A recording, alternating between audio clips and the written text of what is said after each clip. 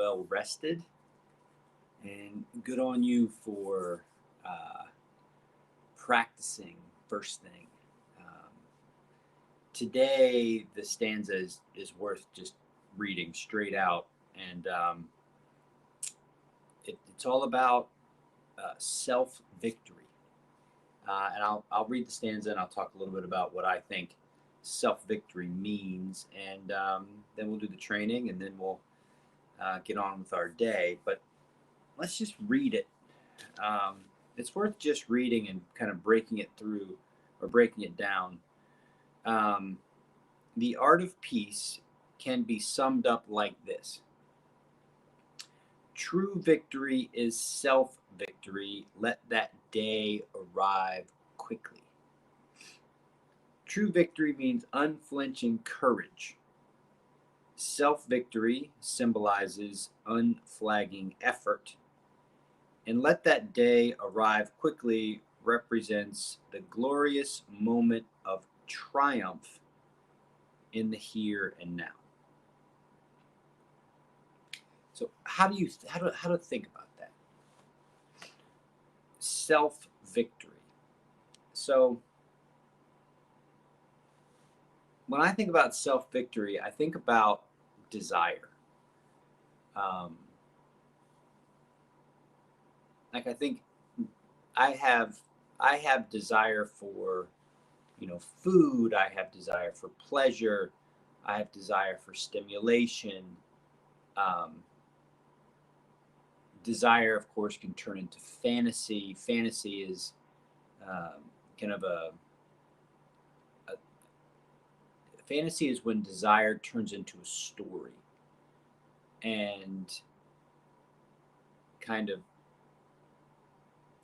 in my mind it goes desire, fantasy, fantasy story becomes um, maybe identity. Or I'm mostly just thinking about this from myself. I know that my desire to be liked by others, my desire to be attractive to women, my desire to feel pleasure, all had a role in kind of the things that I did to fulfill these desires. So in college, I did drugs, and in I mean, even before then, I looked at porn, and up to pretty recently in my life, looked at porn pretty regularly.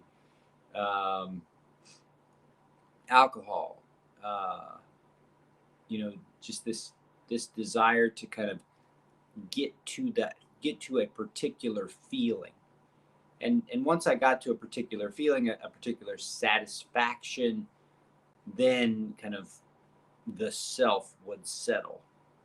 But until I got to that satisfaction, there would be this urging, and the urging took place in my mind and my body, and but the way my mind and my body became more than just my mind and my body was when they became a story. And the story had justification for why I was feeling the way I was feeling, and how I would get satisfied. And unfortunately for me, the story would often kind of conclude for the day with guilt and shame, and also a lag. Like I was I'm fortunate in one sense that I've never been the kind of, I guess, alcoholic that drinks to maximum excess. Like I've always been the guy that can, at 98% of the time, 2% of the time I was that guy, but 98% of the time I recognized my limit. I didn't pass it. Um, and so I was alcoholic light. Like I, I'd get to the limit, I wouldn't pass it, and then I'd wake up with just a little bit of a hangover and be like, I got my alcohol under control. Well, you do this every day, and it becomes a pattern. And so my story my story was, I need to be able to drink heavily and be competent in order to interact with my target audience and, show that I'm, tough guy, et cetera, et cetera. Um, but what always happened what happened every day was I would spend lots and lots of time thinking about myself. I'd be thinking about, okay, how much water do I need to drink? When can I start? When do I start drinking? Should I start, at 5? And as it this year, before I stopped drinking, the the experience was I'll start at 5 to 5:30 and I'll end by 8. So I'll get all my drinking in I'll get all my drinking in 2.5 hours. That way I'll have plenty of time to drink enough water so that I'll sleep well and I'll wake up fine. And I would get most, I mean, I would get a good pattern.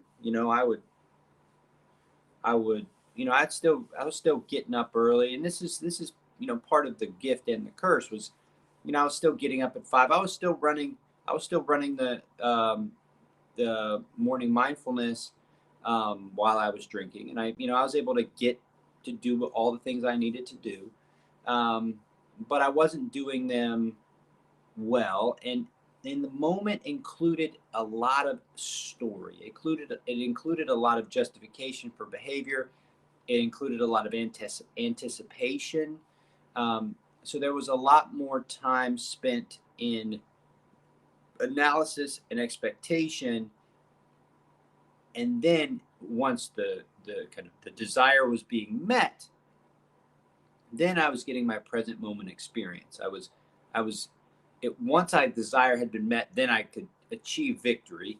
And then it would last for about 2 hours. And then sometimes if I drank too much, like if so for me, a bottle of wine was my barometer. If I stayed under a bottle of wine a night, I was usually pretty good. But it required a lot of thought and required a lot of preparation, and then it required at least a couple hours in the morning to kind of get over the hump. And if I didn't drink a lot of water and I had a hangover or something like that, it really pulled on me. Okay, so what is true victory then? And what's going on now? So I'm 80 days. I'm 80 days without alcohol. I still interact with cannabis, so I'm not sober per se, but I I've lessened. I spend more time, I would say, victorious over the moment than I do in a moment of desire. I still have those moments a lot. I still have those experiences of want and desire and fantasy and urge. But there's a significant drop off in the amount and the volume now that alcohol is not in the picture. And so while that's good, there's still not an end, right? There's not I haven't I haven't ended these types of feelings and desires and urges. So, part of one of the things I do and I pay close attention to is how they show up and what kind of influence they're having. And I've mentioned before, what typically happens as you get better and better at being aware of this stuff is that the thoughts go from really thick and kind of taking up your mind to slowly becoming more and more transparent. So the thought will be there, right? It will be there, but it won't be like this. It will be more like this. So you can see through it. And the more you practice and the less there's kind of a pull on the self, the more space there will be inside of thought. So what he's saying here when he says unflinching courage means that I should say I know that the desires and the urges and the fantasies aren't going to just stop and end. They're still there. So I have to know that, because when I do engage and have any of those desires or fantasies or whatever kind of triggered, I have to be courageous, right? I have to know that That's going to happen. I can't be afraid that it's going to happen. I have to be courageous. And so then it's um, true victory, unflinching courage, right? So that as long as I'm courageous, as long as I'm willing to keep kind of moving forward and not let these aspects of kind of the self kind of dictate my life, then that's courageous, right?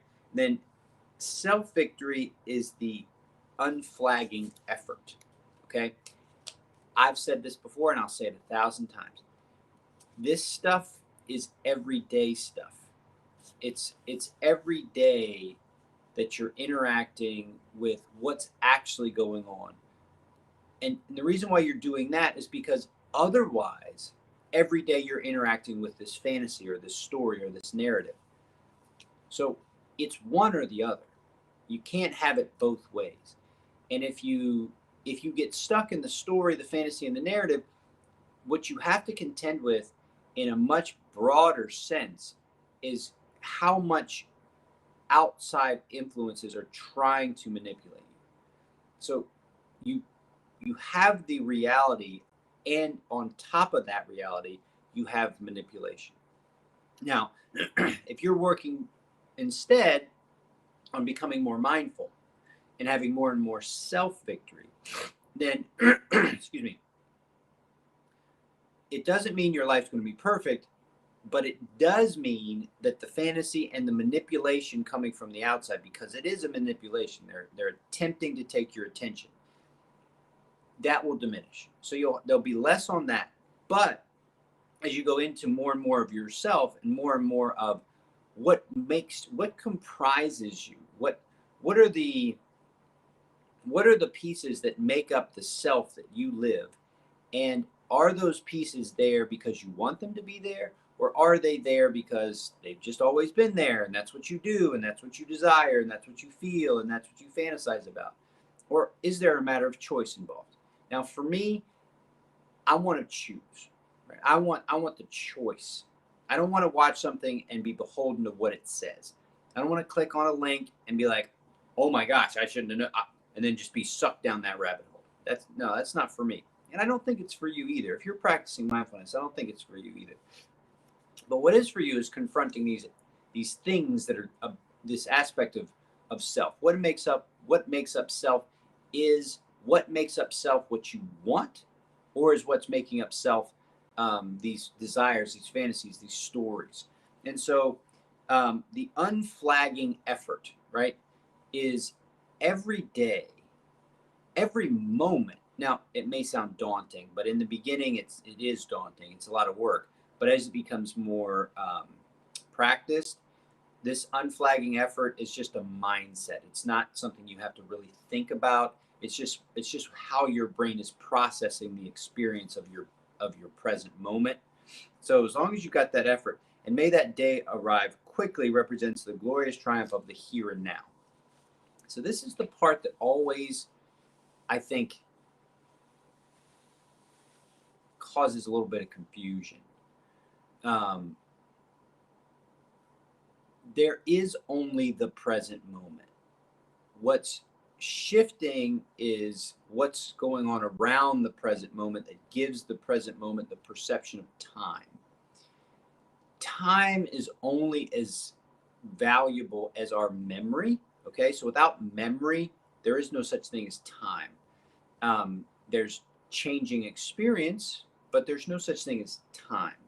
So because we have memory, we can remember what happened before. And because we have this really super powerful brain, we can also make projections into the future.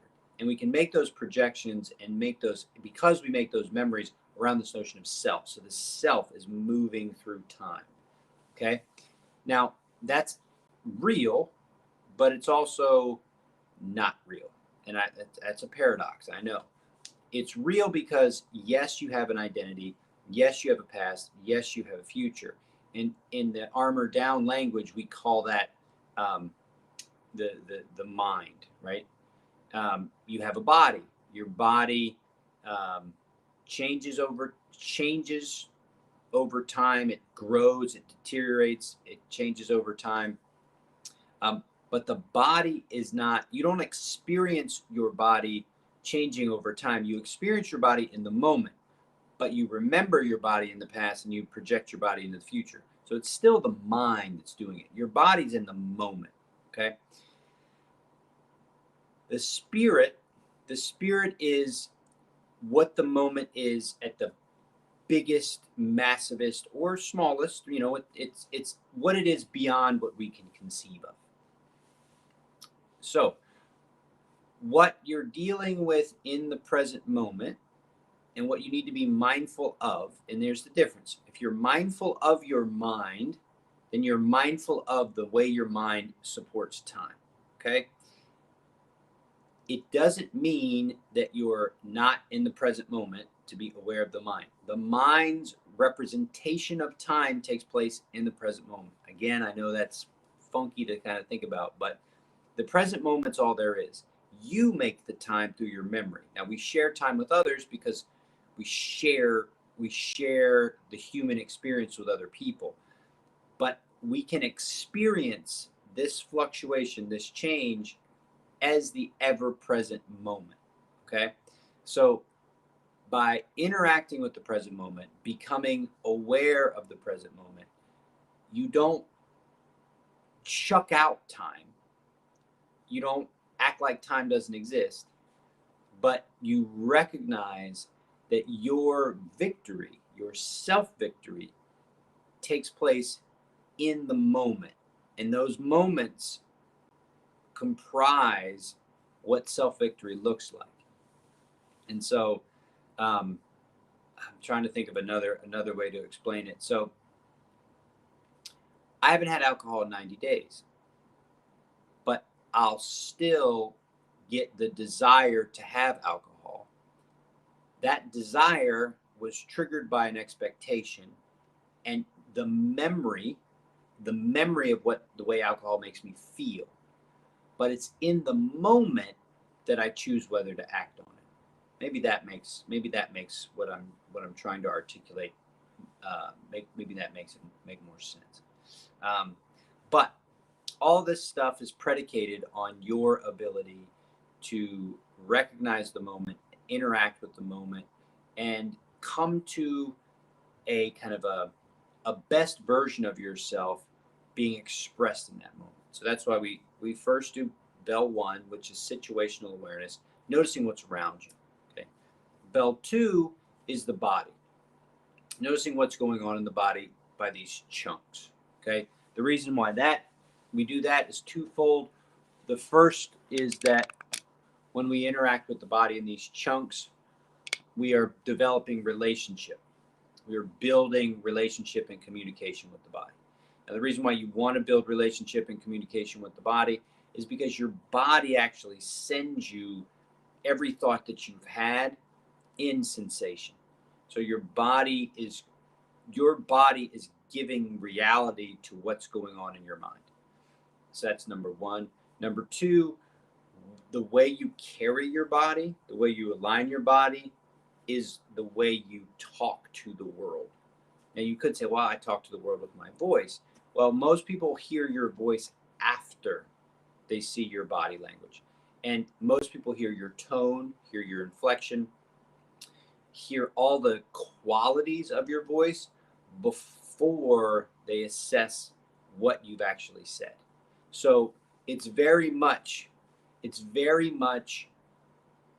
a body language that you're becoming aware of. The language out and the language in. Third bell is your breath awareness, which is your central nervous system.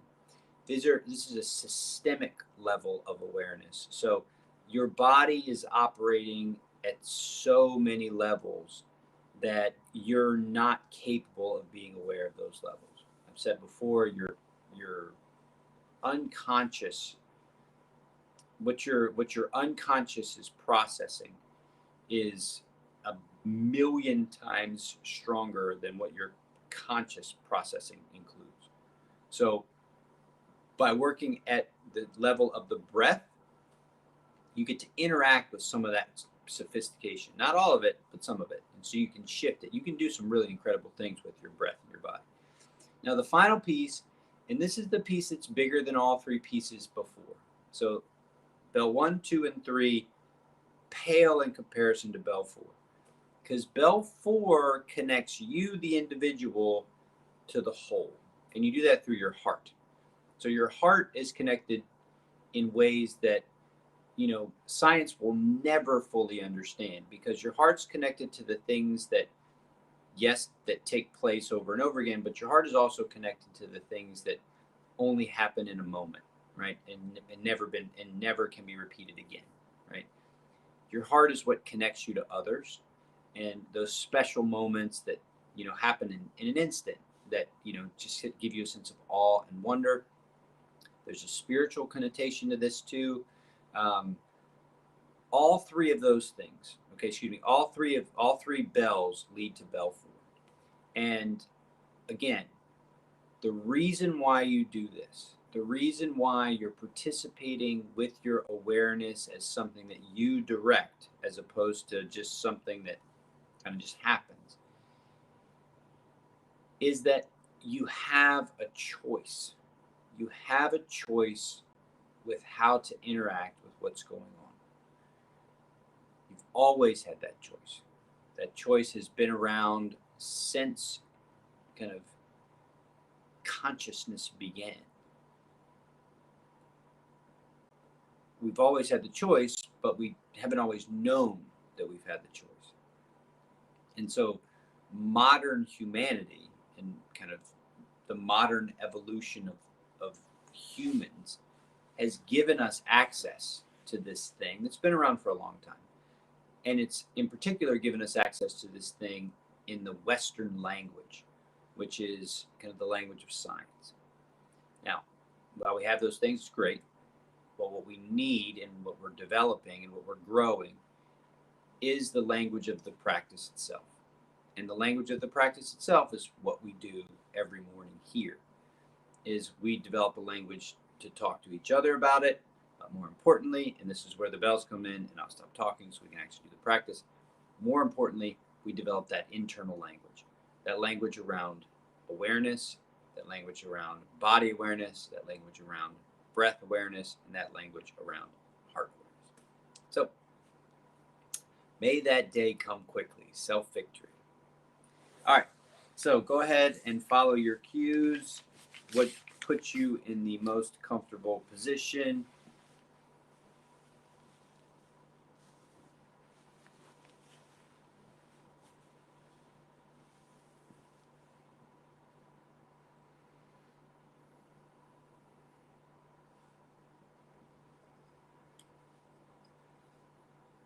Comes first bell.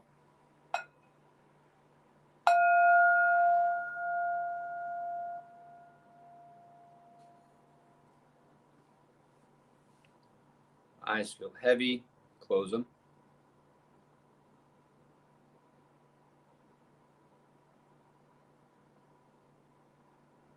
First thing I noticed was some sound. Okay, something heavy.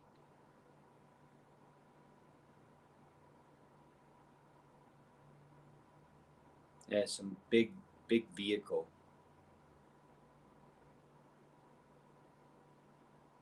Hear movement by the sound change. Temperature. Notice cold. I notice my skin feel cold under my clothing. A chill. I can hear the sound of the space heater.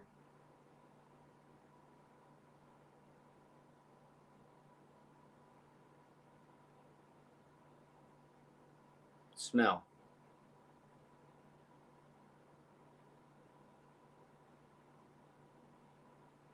A tiny hint of cardboard.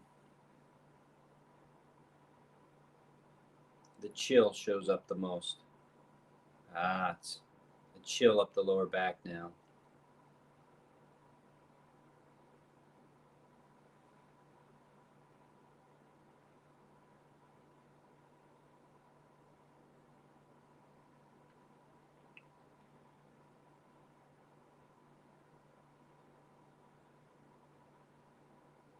Taste in the mouth. normal.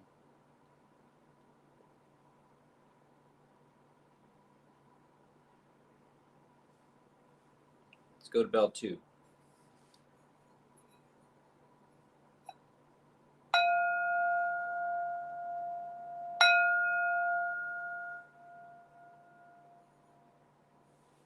What does the ground beneath you feel like? How do you know? Well, you know by the parts of your body that are touching what's beneath you. So, what parts of your body are touching what's beneath you?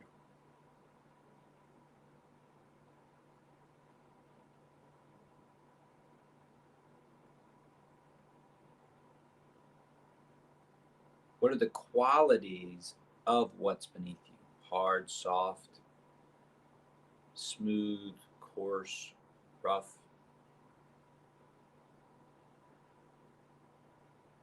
squishy, firm.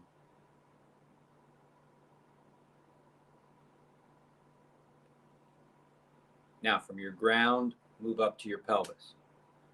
So, your pelvis sets the rest of your spine. And what I want you to think about today is the type of information or body language your body's giving off. So, what kind of language do you want to show? Do you want to show alert and relaxed? Do you want to show calm and collected? Do you want to show tense and ready?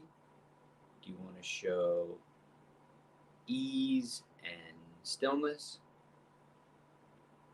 These are the types of things that you get to choose as you're building your alignment. Starting with the pelvis and moving up to the core. Just noticing that space, noticing the way that space is impacted by the fabric of your clothing, impacted by any muscular holding, impacted by something you've eaten.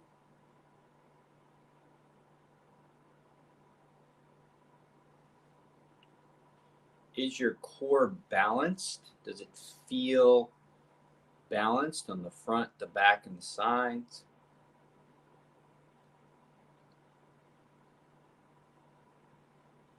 Heart space. Your heart space tells more about you to people than your mouth ever could. So, how you're carrying your shoulders, how you're carrying the rib cage,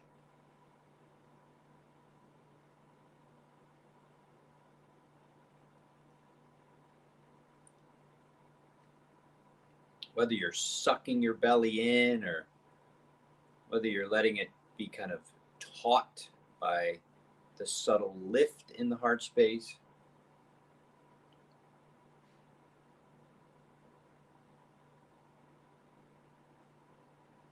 Movement, any kind of movement in the shoulder blades. Maybe there's a shift, maybe there's a twist, maybe your body's saying, do this or do that through sensation, and here's the opportunity to do that.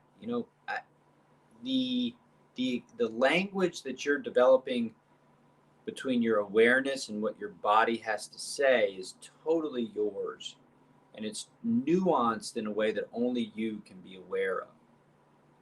So every time we interact with these spaces, you're getting better at doing that. So when you're, out and about with family, friends, whatever, the store, work, the notion of being aware of how your body language is being presented is now part of you.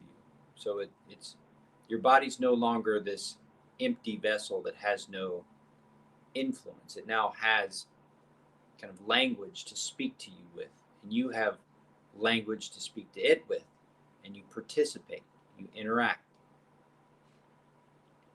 Throat space, jaw, throat. There's the swallow experience, there's the breath experience, there's the temperature difference experience. There's also a lot of experience in terms of sound.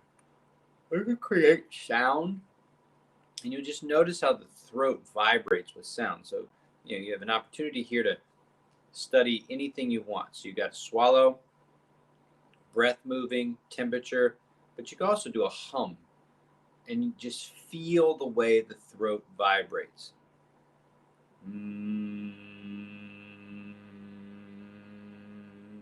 You can change it by moving your mouth.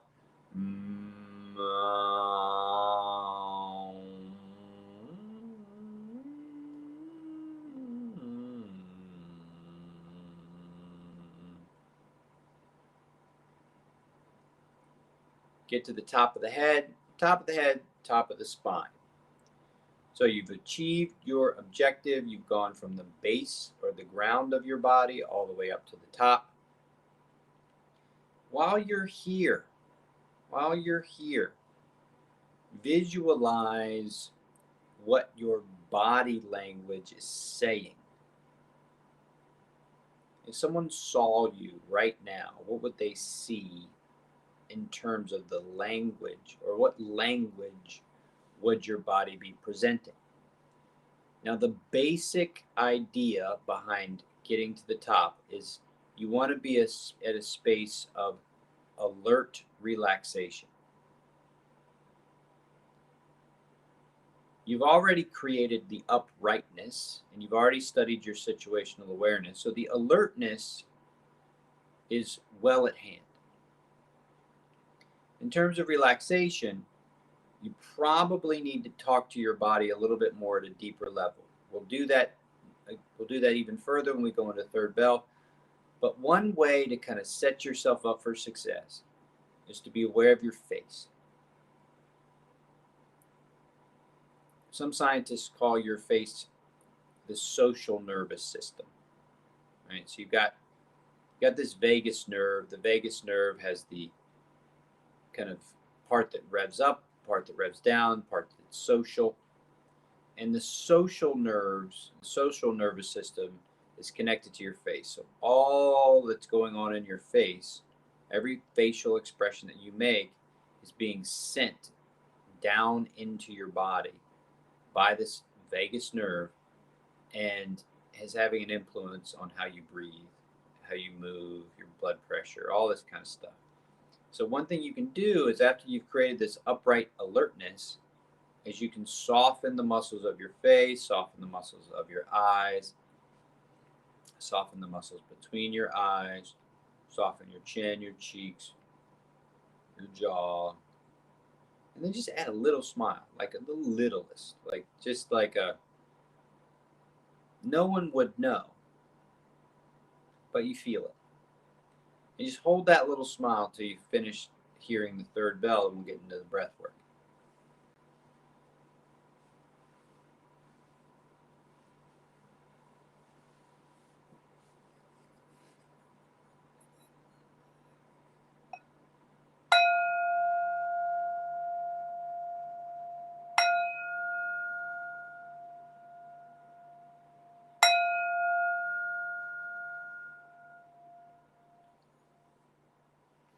Set your baseline. Just notice your breathing as it is.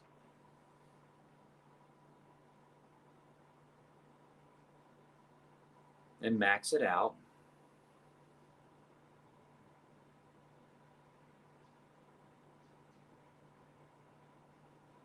Okay, we're going to do the same thing we did yesterday. We're going to do 2 rounds.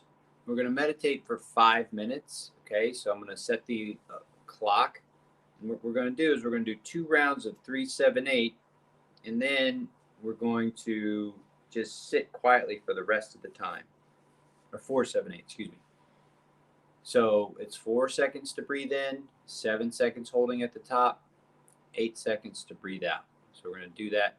And then once you've done that, just sit with that experience, and the total sit will be 5 minutes, and then we'll move on to bell 4. So I'll call the first 4, 7, 8. So when you're ready, start breathing in for 4 seconds. Hold at the top for 7 seconds.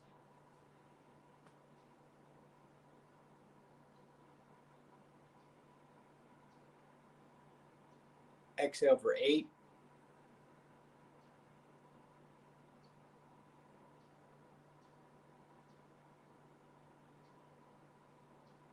Repeat one more time, then just sit still.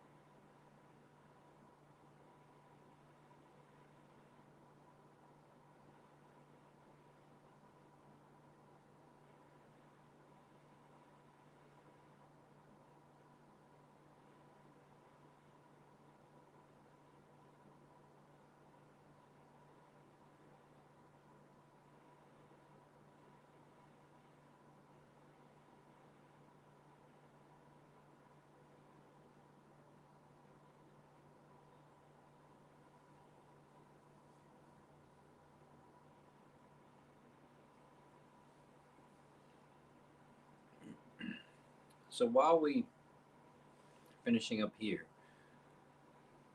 start putting your attention on the space of your heart. So one way to do that is to actually put your hand over your heart. But another way to do it is just to visualize your heart right to the left of your sternum and picture your breathing going in and around your heart.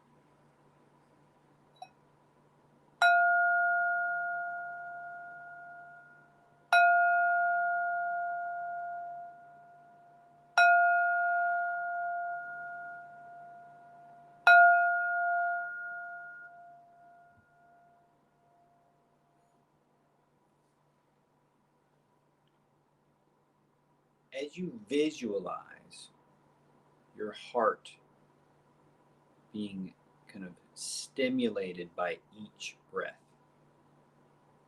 kind of breathing in, feeling the heart space if you can, but mostly just can work in your imagination.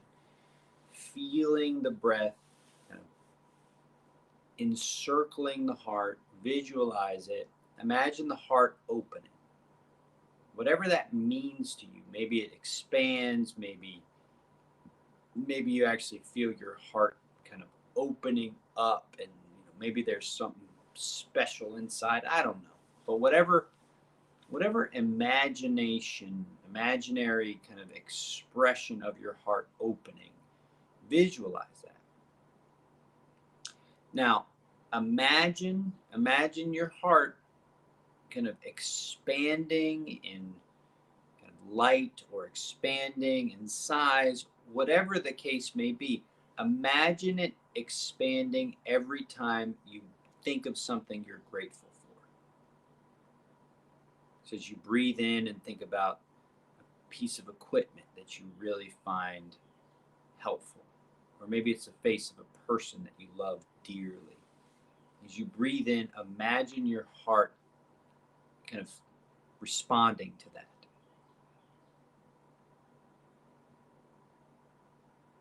You can add that little smile back on your face too. That'll show up sensationally for you as well. After you've cultivated a little bit of gratitude, now shift your focus to someone who, or so, like a person or peoples that you'd like to give some of that goodwill to.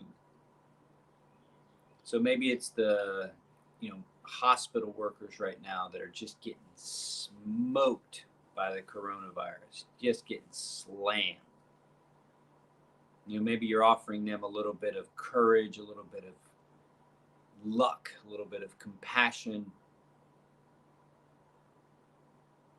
Maybe it's soldiers around the world, service members following orders, holding up the high standard of military service, American military service.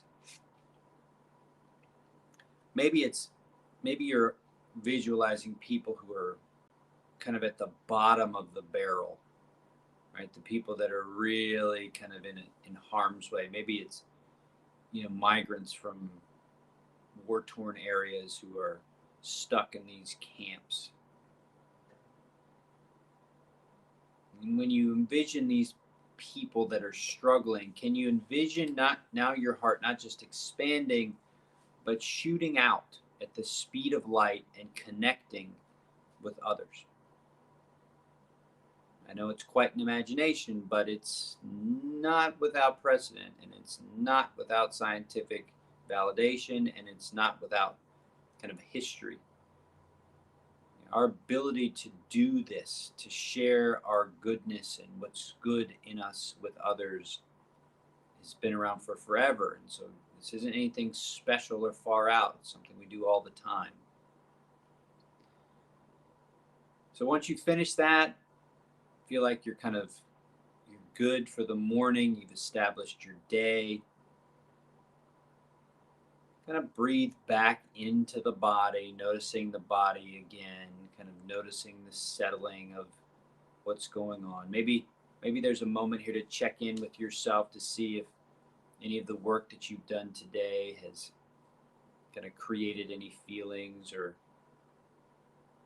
maybe just notice the speed of your mind right now. Just anything that kind of notice just the good work that you've done. And then to finish, take 2 full breaths, and on the exhale, the second exhale, the practice ends.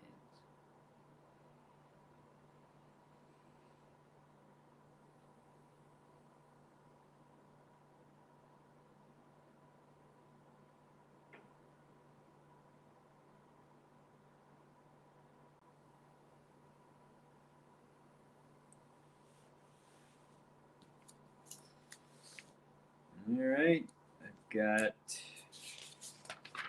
on page 14, just 2 pages left.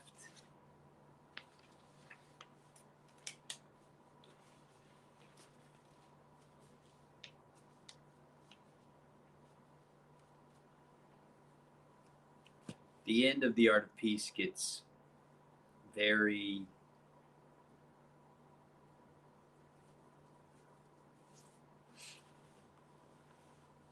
I don't know what the right word is.